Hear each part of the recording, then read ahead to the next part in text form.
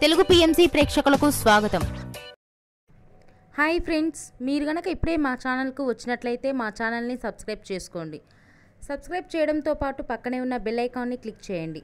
మీనాక్షి చౌదరి మోడల్గా career start చేసి 2018లో miss ఇండియాగా గెలుపొందింది. ఇచ్చట వాహనాలు నిలపరాదు అనే సినిమాతో తెలుగు ప్రేక్షకులకు పరిచయమైన మీనాక్షి చౌదరి తెలుగు, తమిళ భాషల్లో వరుస సినిమాలతో హీరోయిన్గా నటిస్తూ దూసుకుపోతుంది. మీనాక్షి చౌదరి తన లేటెస్ట్ ఫొటోస్ని అభిమానులతో పంచుకుంది. ఆ ఫొటోస్ని మనం కూడా చూసేద్దాం.